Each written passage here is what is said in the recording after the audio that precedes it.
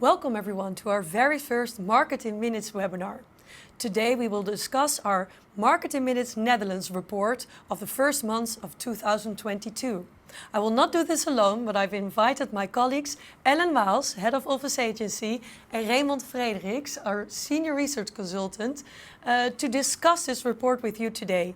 In about an hour, we hope to share our insights in the current Dutch real estate market with you. The recovery of the Dutch economy is going hand in hand with the fading into the background of the COVID-19 pandemic. The restrictions in the Netherlands have been lifted, and it's now possible to take stock. A very important question that we hope to answer during this hour is whether the Dutch property market is recovering. Welcome, Raymond and Ellen. Raymond, I'm going to start with you.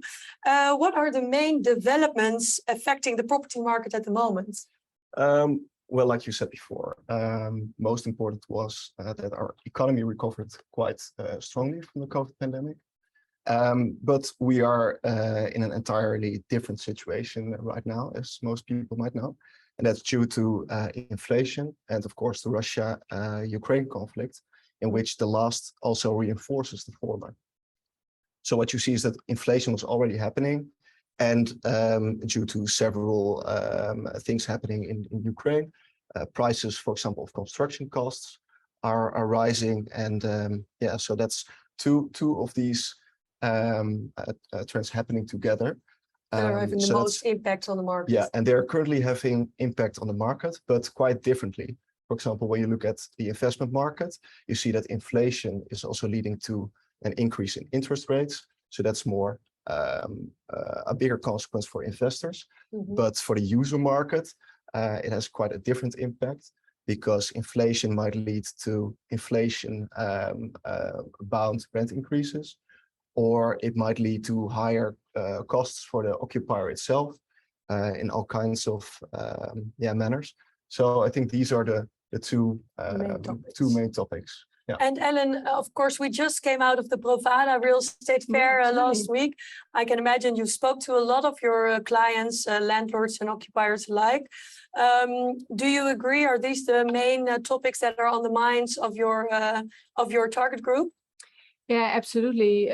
There's a lot being said about the construction cost and definitely on inflation, because as you are aware, inflation is also impacting the index. So on a yearly basis, the rents are being indexed, and that's quite heavily also for the occupiers to pay these increased rents.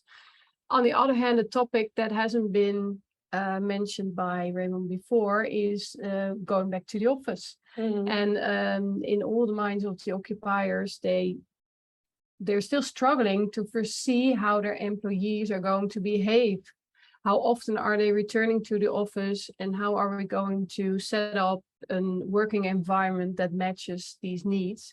That's still something that a lot of people are curious to find out, and the answer is definitely not found yet. No, I can imagine. Well, we will go into these topics, both the occupier market and the investment market, in further detail. But first, I want to provide you with a brief overview of the Dutch economy, of course, the basis of the market. Raymond, can you give us a brief update?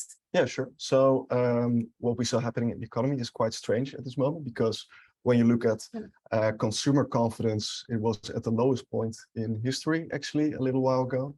On the other hand, producer confidence is quite high. And you saw that already recovering quite strongly during COVID, which, to no surprise, leads to an increase in demand, for example, logistics space or other industrial space. So that's kind of a strange moment in our economy right now. For example, unemployment rate is at an all-time low, so that's kind of a positive signal. But on the other hand, indeed, inflation and the low consumer confidence is something that's has kind of a negative tendency. And how is the Dutch economy performing compared to other countries? Is it considerably strong, or what? When you look at previous years, actually, the Dutch economy recovered quite strongly from even faster than most other economies. And I think that's one of the reasons that there's still such strong confidence from the side of entrepreneurs. Of course, I think it's a little bit different for the office spaces, but yeah, you saw it in, for example, logistics and industrial, but also retail. Again, an increase in take-up, for example. So yeah, I think we recovered quite strongly, but when you look at our economy right now, I think the Netherlands is also quite in the process of managing inflation, like most other countries. But yeah, I think compared to other countries, still quite well. And is that also how your Yeah. clients are viewing it? Yeah, I hear Raymond, and I'm also quite confident about the economic growth. On the other hand, we really see the war on talent. There are just not enough staff to make sure that we can handle all of the requests in terms of in services. But you notice already on the retail streets, right? We notice with our clients, occupiers that we advise, they expect growth, but they cannot fulfill all the job vacancies. And that is a huge issue in the Netherlands. It's actually an issue which going cross-border, right? Because all over EMEA, we have a huge employment difficulty to find the right staff. And that's also where we can make the link towards office accommodation, because now we see that office accommodation is also a medium to attract the right talent, to invest in your talent, to make sure that you treat your people as assets. So I'm really worried if we cannot find the right people in order to facilitate the growth, is economy actually going to grow as expected? I think that's really a limitation. I think that's an important question right now. Absolutely. It's also important to note, I'm going to talk to our listeners, that you can you can ask your questions during the webinar in the chat. So for instance, if you have a question about the Dutch economy, feel free to post it in the chat and we will take the time to answer your questions. We will also take some time at the end of the webinar to answer questions, but please feel free to fill out your questions during as well, because we like to keep it interactive as possible during a webinar. Have we said all we wanted about the Dutch economy? Yeah, perhaps a slight bit about forecasts, because you see a lot of news articles passing by about recession and so on. I think you have to be a little bit careful about the negativity bias, because there are different scenarios. And when the Russia-Ukraine conflict will turn out for the worst, that's of course more likely. If not, you are more looking at stagnation of the economy this year, and some banks predicted again a little bit growth in the coming years. So yeah, I think that's an important note to make when you look, especially as a real estate investor, looking at the long term. Yeah. So that's important takeaway for the coming. It's not that negative, I think, as some people. No, I think the big unknown is definitely also on the development market, right? Yeah. So if construction costs rise, developments are being put on hold as well. Again, in Rotterdam, some big developments are put on hold. And as we all know, real estate, the supply is coming always a bit later than demand is picking up. So I'm curious to see how that is evolving, and if the Dutch economy, how that's affecting now with the construction costs and inflation, how that's impacting new supply coming to the market. So that we will definitely have a different balance between tenants, demand and landlord supply. So might shift slightly towards a more tenant-friendly market, but definitely in Amsterdam we see very much that still there's big demand and limited supply. So not there yet. Well, talking about the occupier market, I would like to dive a bit further in that. Of course, this report was on the first months of 2022, where the effects of your main developments, the inflation and Ukraine war, were maybe not yet that visible in the actual data. But can you give us a brief overview of the most notable trends in the data on the occupier market in Q1? Yeah, of course. Yeah. So what we see, first of all, we really see people want to reconnect in the workplace, right? And on the other hand, we have this war on talent. So like I already said, employers are very much aware that they need to invest in the right working environment. And we have this big unknown: how are we going to persuade people to return to the office? So much more companies are investing in this workplace strategy. How can we best fulfill the ambition of the staff and the companies? Because companies would like to persuade people to come, and employees, they like to have the freedom to choose. So we definitely see more awareness on sustainability, on flexibility, and on well-being. So these are very crucial topics. And how that's affecting in the end the demand, and if demand is going to be lower just by using the office space differently, I think it will. On the other hand, because of the economic growth, and definitely in Amsterdam, in the technology sector, for example, we see, because of economic growth, we see again more square meters being picked up. Maybe so not the sort of, I remembered back in the beginning of the COVID times, of course, there were a lot of CEOs and CFOs talking about how they would cut 50% of their office space and go into a new future of hybrid working. That's not actually what we're seeing in the data of the start of the year. Well, to be honest, I don't. We do see that, because with occupiers, especially bigger occupiers, they really struggle to get people back to the office, for sure. And then we have the war on talent. So what we like to do is attract people from further out of, for example, Amsterdam region. So travel distance is not an issue anymore. On the other hand, if they invest and select the right office, they like to have, like I just said, attention to well-being and to sustainability. So they are going to invest per square meter much more than what they did before. And per occupier, I expect it will be less, because we can definitely say that with the same amount of headcount, we can have less square meters.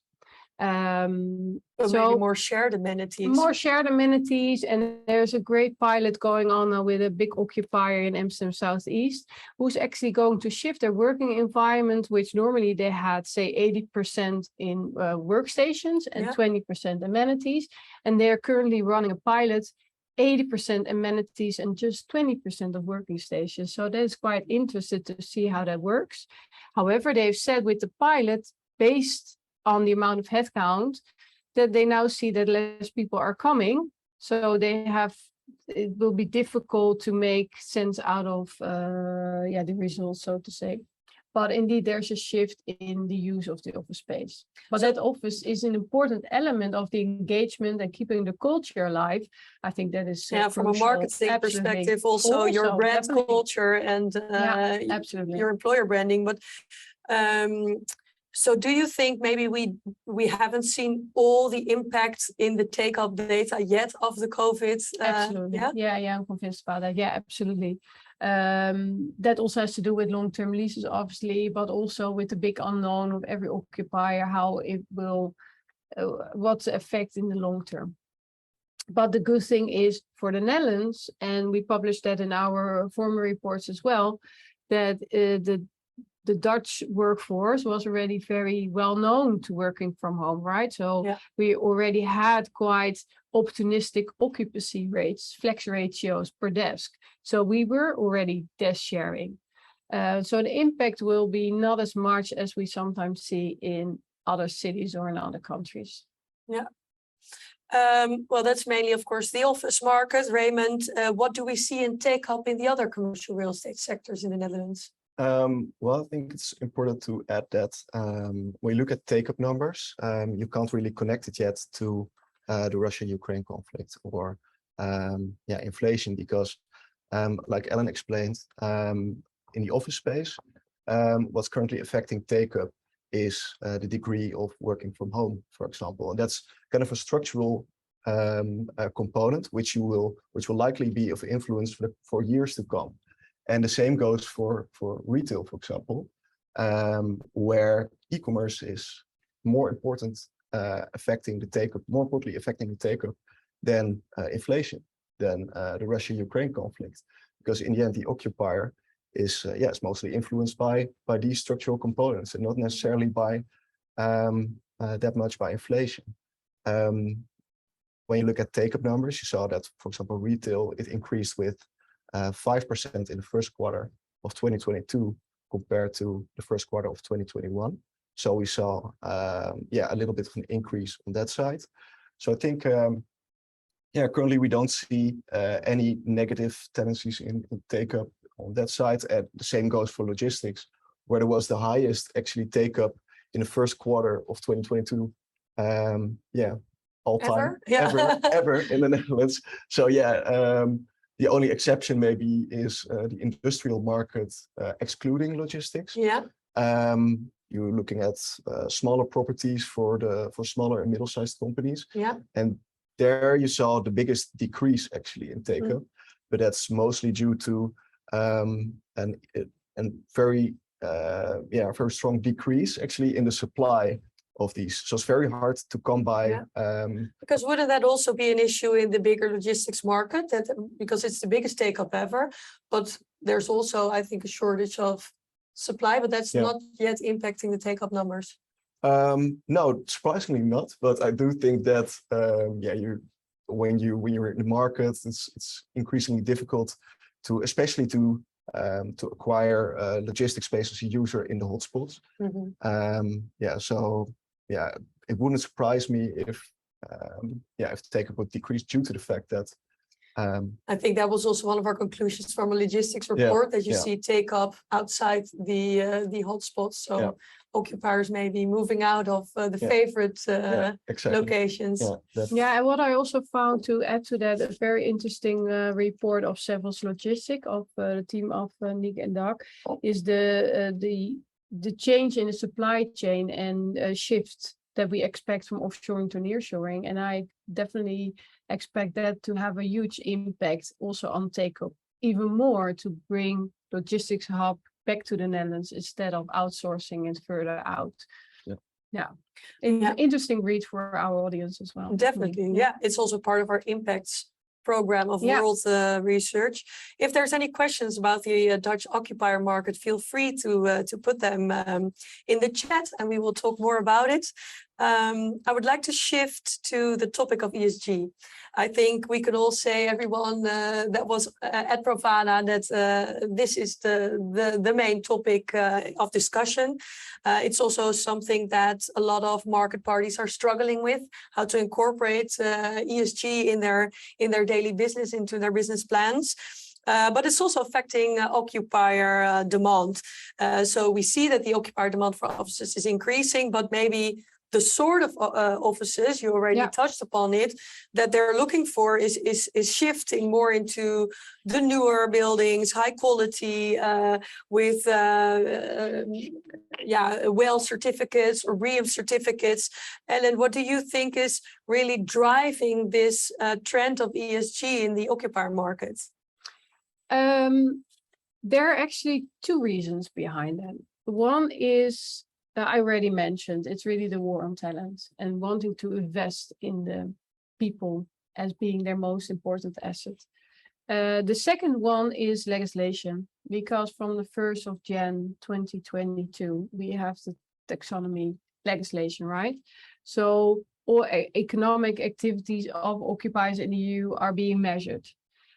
Real estate has a huge impact on sustainability footprint of every company. So all occupiers are aware that they need to do something, that we need to do something on climate change. They commit to big objective in 2030 to be CO2 neutral, for example. And real estate is a perfect tool to be able to achieve those ambitions. So we see way more attention paid to sustainability. But please know that ESG, obviously, as we are all aware, has three components.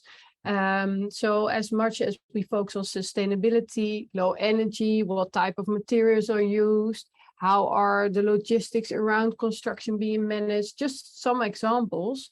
Also, the S on diversity and inclusion are, for example, very important. And we see that much more in the working environment as And well. how do you, because of course, if you think about diversity and inclusion, the first thing that might spring to mind is like your HR policy or your recruitment policy.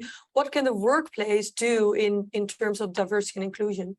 Well, what we see in the workplace is that freedom of choice, like already said, in freedom of choice to occupiers where and when they like to work, and when sometimes a bit debatable, right, is also in the working environment quite essential.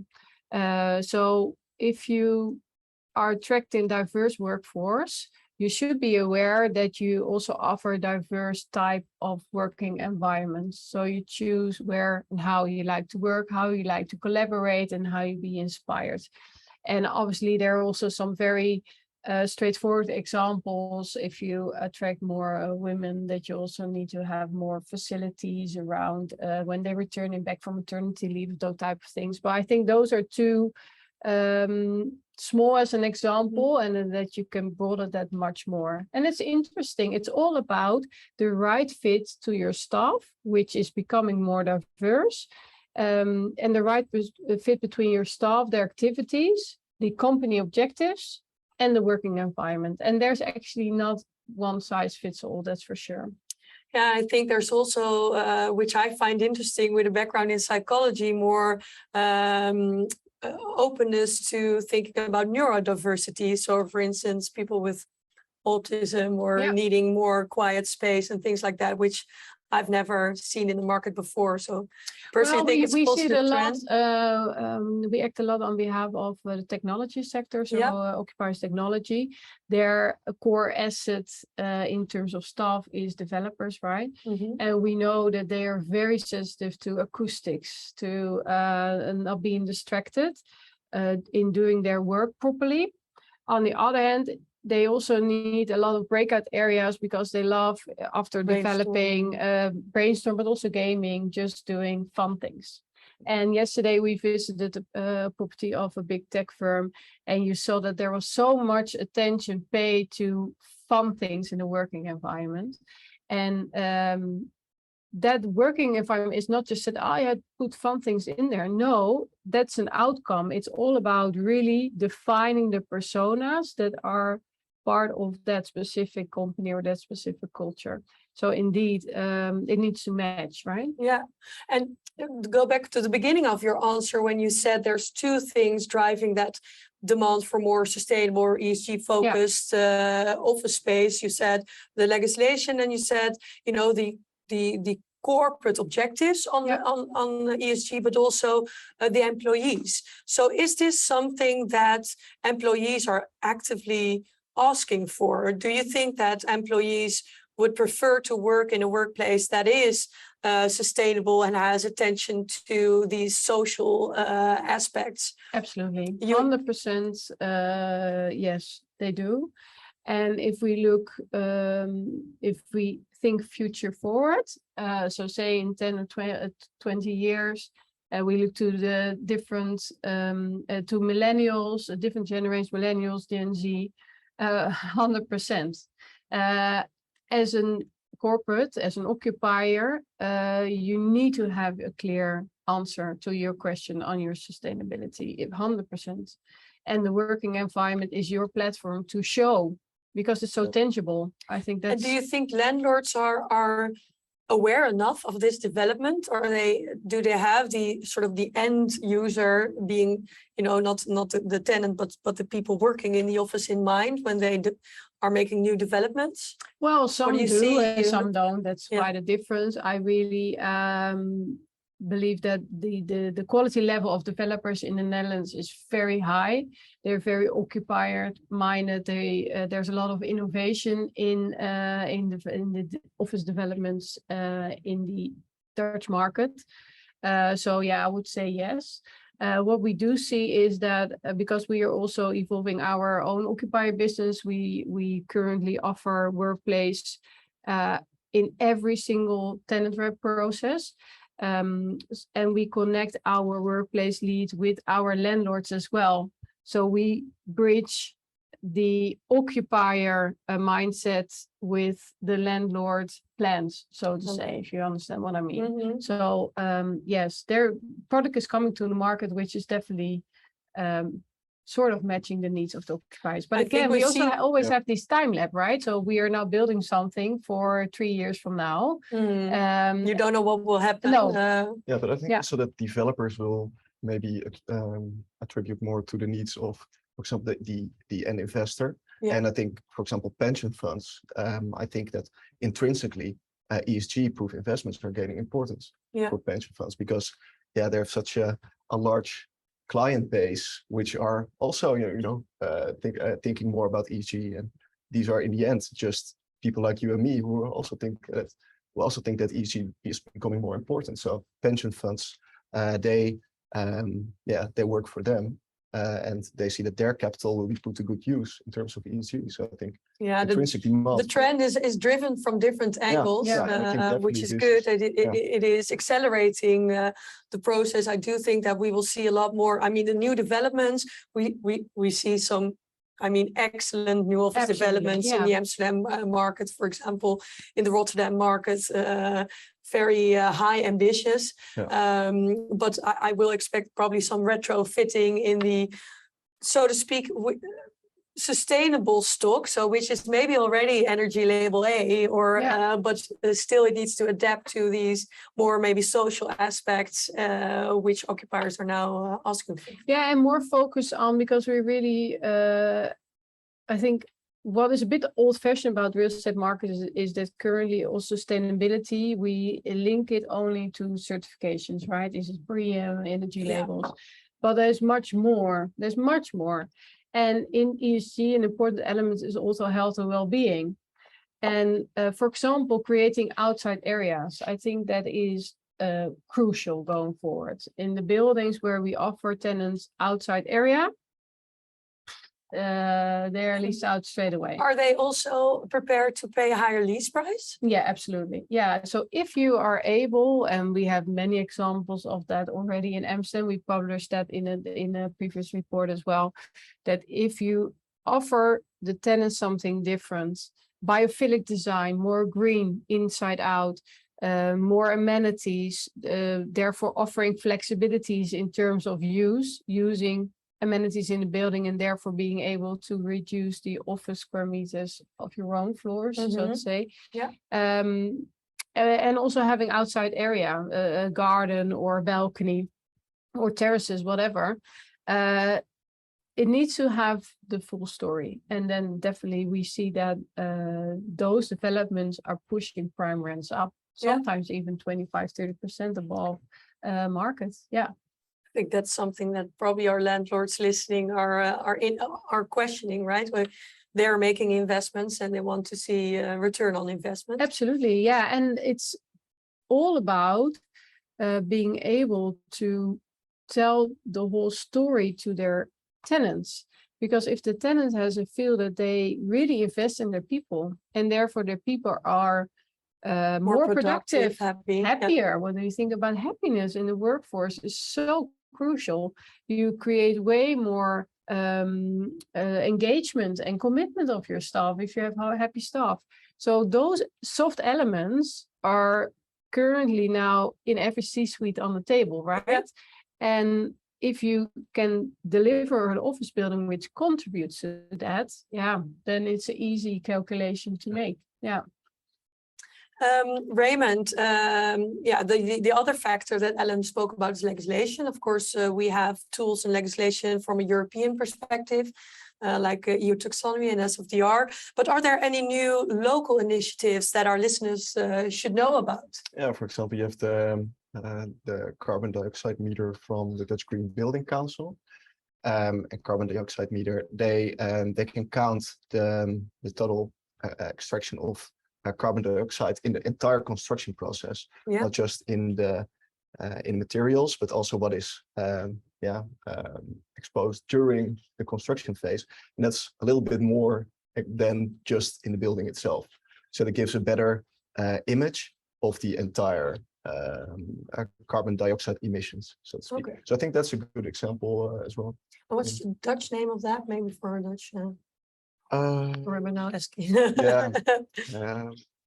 Yeah, not sure actually right now, but yeah, it's just a DGBC tool, Yeah. so to speak. And So, that's new to yeah, the local market. I don't know if there are any questions on ESG in the Dutch market. Feel free to post them into the chat. I think have we all said what we wanted to say about ESG, or have I forgotten something? no, I think that's Good, then we'll move forward into the investment market. Raymond, I think everyone is always interested to hear about the investment volumes. yeah. Can you give us an update on the local investment volumes of the start of this year? Yeah. So actually, in the first quarter of 2022, did quite well in terms of investment volume. When you look at record year 2020, it was a little bit less, but still, I think in total 4.1 billion was invested in the Dutch real estate market, and that was, I think, about 20% higher than it was in the first quarter of 2021. So there was, yeah, still quite a lot of deals happening at the start of 2022.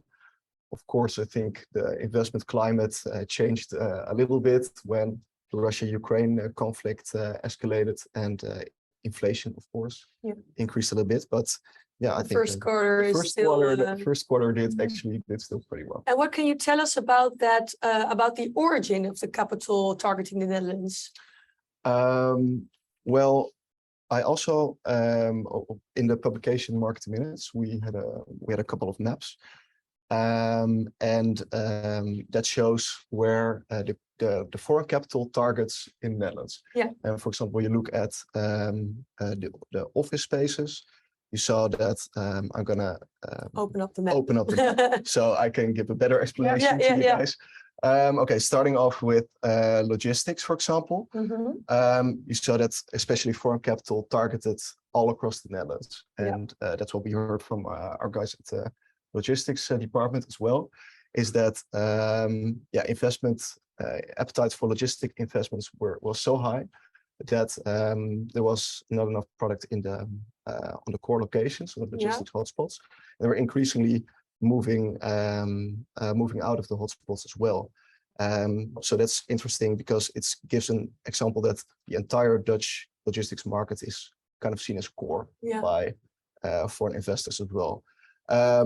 When you look at offices, for example, you have a little bit of a different image.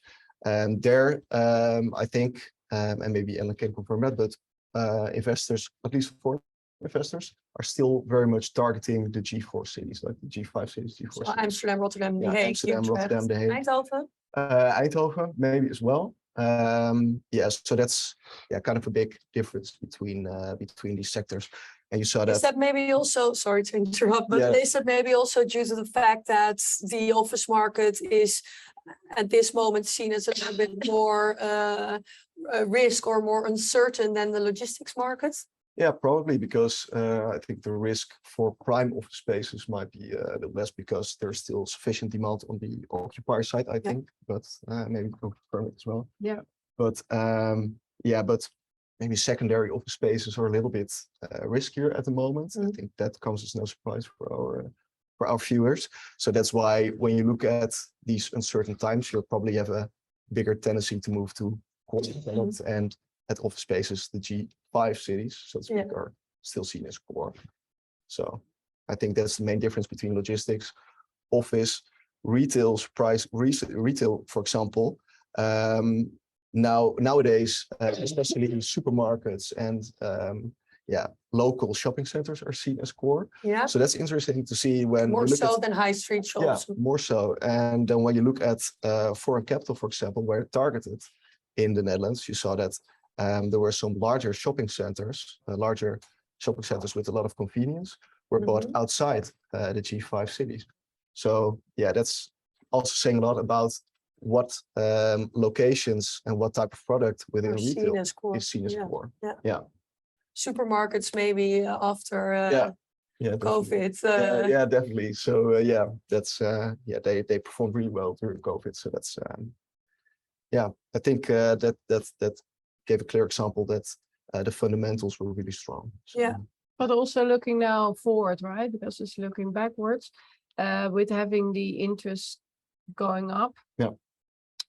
With having the construction cost going up, I do expect that it will be more challenging to find right product, to finance right product, if we talk about the office market.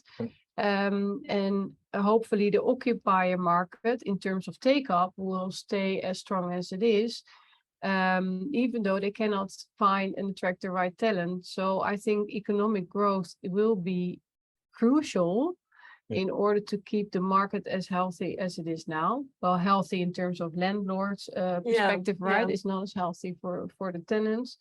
So I think we should be aware that circumstances are changing. Is that also the sentiment that you tasted during the Provada Fair this week? Yes, definitely. Because sentiment is not something that we can already measure in the Q1 no, data. And then you always look back, right? But we all feel like, okay, something is going to happen. But when is the big question mark? We do see that the whole economy and the whole of the Netherlands, so to say, is really scratching in everything that's happening in politics, in prices, in staff, in workforce. So there's definitely something going on. It's not only good news. I do think that flexibility will be an important answer to that, especially on occupiers, because if they are not confident enough to commit to a long lease, they logically, as an alternative, they choose more flexibility. So I foresee growth in flex space for operators for sure. So what's going to happen? Well, definitely something is going to happen. On the other hand, there's a lot of capital, and there's still a lot of capital, and they like to invest, and they need product for that.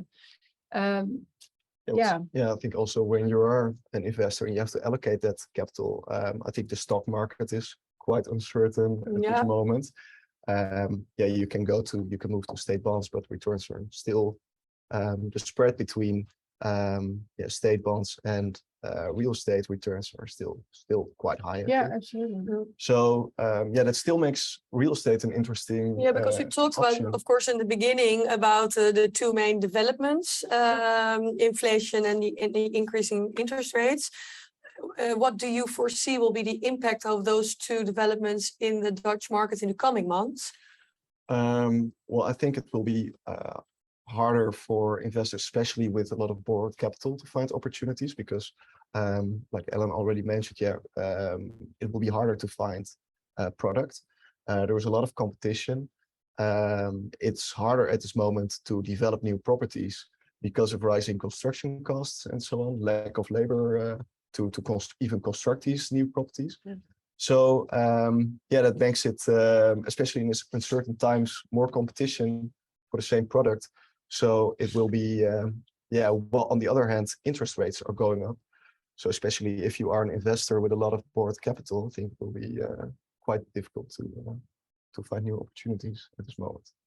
And then we're really talking about prime locations, because I do see a shift also from the occupier market and the leasing market, that there is a lot of traction at prime locations, but there is less traction on secondary locations. So that is very much in line with what we already said, that we want property which is really investing into the staff and the workforce and etc., what we already mentioned, and then prime locations match those requirements more. So for example, if we focus on Amsterdam, at the Savills, we see so much traction. In the city center, the same. So that's quite different. Yeah. And when you speak to, because I know you recently had a tenant representation forum, I think a European forum. Yeah. Is there a difference in the other countries and your other colleagues and what you're experiencing here in the Netherlands? No, to be honest, not really. I think the impact on working from home is definitely different in other cities. So some countries, some cities are a bit less positive and will expect a bigger impact on office take-up going forward because of a different way of working. That's a big difference. We do Probably in other countries also the commute is longer. And as we know from our Yeah. occupier surveys, a commute time is a very big driver in how much you want to work at home or in the office. And in the Netherlands, of course, commute times are. Yeah, absolutely. And I think that also location considerations within EMEA will be of more interest on labor costs, but also where can you attract the right talent? We see, for example, that a lot of technology is going to Spain, to Granada, setting up hubs there. So I think within Europe, we still see that strategically occupiers are making different decisions and creating hubs elsewhere in EMEA. Because of demographics, labor costs, and so on. Yeah. And yeah, we're coming to the end of this webinar, but we've already started to talk about the future a bit, about our outlook. Are there any other big trends that you see in the upcoming months? Well, what maybe could happen, I think, is that it might be interesting for investors to also look at, as I would call them, a little bit still undiscovered sectors like the industrial sector, not logistics, but business spaces. And you see already quite some traction there in the investment market of investors building small portfolios and acquiring portfolios of industrial space, or to other segments where returns are maybe a little bit higher, but risk are, in my opinion, still low, such as student housing or senior housing. These wouldn't surprise me if there will be sectors to keep an eye on. And do you also think that will attract other type of investors? We've talked about the origin of capital and where they're looking at. Will that? Well, maybe, yeah, likely that especially investors with a lot of equity are becoming more dominant, and buyers with a little bit more borrowed capital, so to speak, they will fall a little bit into the background because of the increasing interest rates. I think that's the logical thing to happen. I think, Ellen, as head of agency, of course, we've talked about your role as a landlord advisor and tenant advisor, but also you have a mid-cap investment department under your umbrella. What do you, because he's talking about maybe the smaller industrial sites, do you also see room for investment growth in the smaller office buildings? Yeah, we do see a lot of demand and take-up, so deals done by our mid-cap team, because that product is financed differently. So we do expect the impacts on the mid-cap market to be less in terms of increased interest rates. So there's a lot of traction finding the right product. I think that is the challenge, because there's a lot of demand but very limited supply. So we do see that mid-cap is a very solid alternative and solution to the core products that we foresee here. But it's also a different market. It's a different network, different players.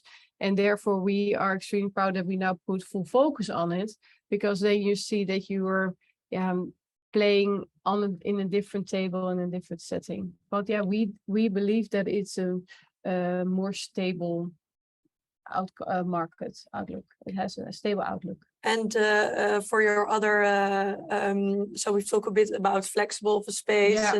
And do you foresee any other big trends in the upcoming months that our viewers should take into account? Well, I already mentioned briefly flexibility. Via our Workday platform, we will focus more on flexibility going forward.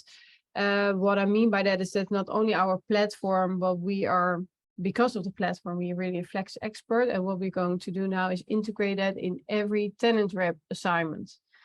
Because flexibility for occupiers is a question that they need to have an answer on, if it's important or not, and if so, in what level, and how, as a full service provider, can we best serve that.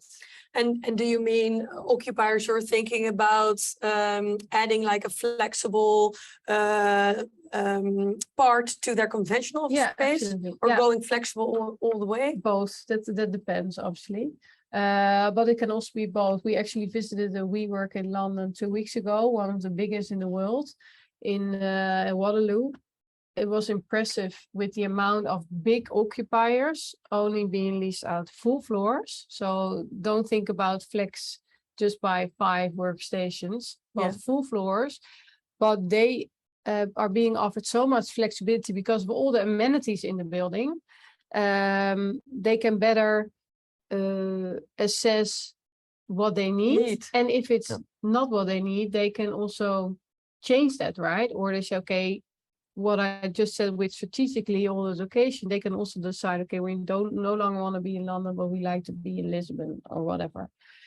So flexibility will have different layers, right? In the amenities, but also in portfolio. I have a question coming in via the chat about flexibility.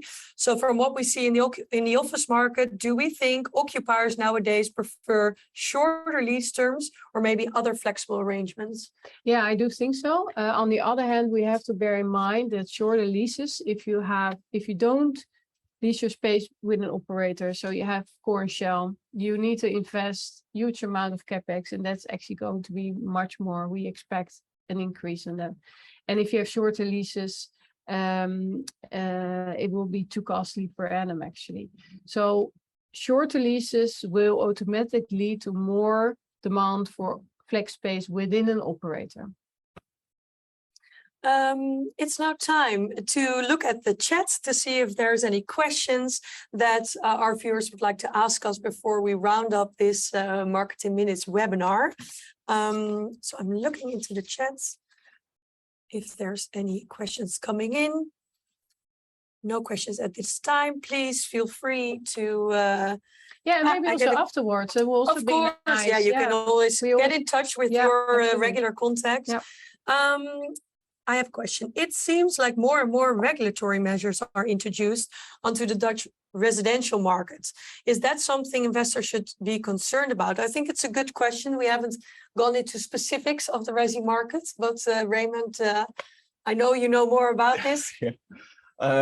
Yeah, well, I think the most concern about, that seems a little bit heavy, but I think that the most thing that's keeping investors up at night is that there's still a lot of uncertainty about these regulations. So will the rent cap of the social rented segment be increased to 1,000 euros a month, or will it be 1,250 euros a month?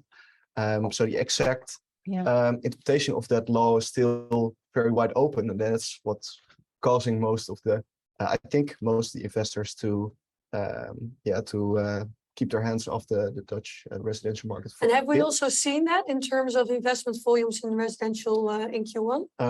I think that's a little bit early to say, because these regulations, they were hanging a little bit above the market. Yeah. But I think not a lot of investors were still taking that into account in the first quarter of 2022. So yeah, it's good for our viewers to know if they're not Dutch, that there's a lot happening. So please keep in touch with your resi advisor to make sure that you have the latest information. But yeah, I think on the other hand, the fundamentals of the Dutch residential market are still very solid. So when you look at the long term and you know what the risks are, I think especially the Dutch core investors will you will be a little bit more proficient when they handle these regulations, because they obviously know more about it and how they will develop.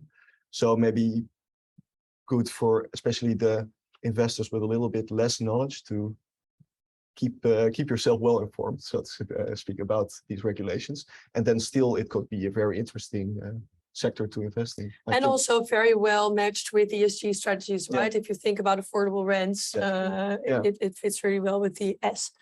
I have another question coming in the chat. If you look at the busy streets, packed trains and so on, it seems like we all think COVID no longer exists. Well, wouldn't that be a treat?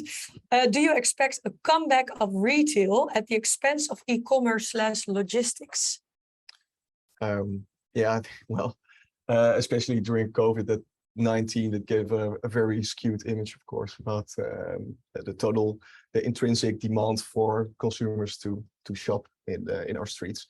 And especially when these measures were lifted, you very likely saw all kinds of people return to the streets. So I think it's I think it's reasonable to assume that we will return a bit to normal, but still a lot of consumers familiarized with purchasing online, purchasing the groceries online or whatever. Yeah. So yeah, that will have an effect. But personally, I think that the question even says it all. I think that there's still a lot of demand from consumers to go to the streets and to have that experience instead of. Yeah, and I think consumers are also more aware about the sustainability effect on e-commerce. And that might also be a reason why people are going back to the shopping streets. Yeah, it depends on how they get there, because if they get there by their diesel car, then maybe that doesn't work out. But right. Yeah, you're right, and you're also seeing that the e-commerce players, right, that they're thinking about new ways to distribute the packages, electrical vehicles, things like that. So if I talk from a personal perspective, then I have been back to the retail streets, but it's also sometimes just to look and feel and try something on, and maybe I do order it online afterwards anyway, because of the convenience, or that that it's new and it's not tried on by anyone else. So I don't think it will be at the expense. And I also think that, for instance, my mother, who's 70 years old and had never ordered anything online, she's gone due to COVID. She had to, and now that she knows how it works, she will not go back. So,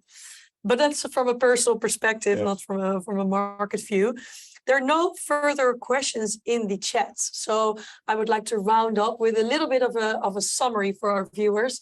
I think to sum up, in the data of the first month of this year, we've seen a limited impact of inflation and the Ukraine conflict on the occupier market. We've seen increase in take-up in all sectors. And in the investment market, we've seen a 27% increase compared to the first quarter of 2021. 4.1 billion euros, you said, invested in the Dutch property market. Thank you, Ellen, our head of office agency, and Raymond, our senior research consultant, for sharing your insights with us today. Thank you, our listeners, for joining in. We will share a recording of this webinar afterwards, which you can refer back to or maybe share with your colleagues if of interest to them. And I would all like to invite you back to our next webinar in July, where we'll talk about the office trends in the Dutch market. Thank you all for listening, and I hope you have a great day.